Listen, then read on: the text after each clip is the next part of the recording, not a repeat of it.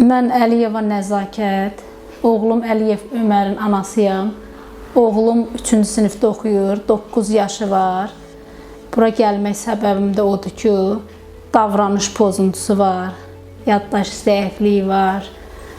Evdə bacı qardaşları ilə hərdən birdən oyun üstə dalaşırlar. Söz eşitmir, səhlənkarlığı var, telefon asılılığı var. Çox baxır, əlindən almaq olmur, alanda dağıdır. Əsəbləşəndə qapıya vurur, məni də elə çox vaxt vurur. Əsəbləşir, əsəbin bilmir nədən çıxardı, elə hərəkətlər eləyir. Məktəbə davamiyyəti zəif olur. Bir gün nəsə qalanda elə deyir qalım, getmək istəmir məktəbə.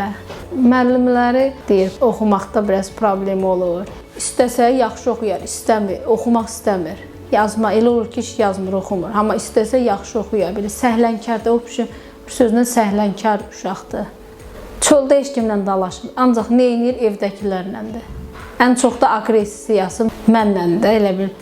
Başqasıyla dalaşsın, bacısı ilə qardaşına dalaşsın, gəlib məni vurub məndən çıxardır əsəbini. Hirsin məndən çıxardır, elə. Narınc psixologiya mərkəzinə də müraciət eləməyimin səbəbi odur ki, köməklik eləsinlər, bunun xasiyyəti düzəlsin, normal uşaq olsun.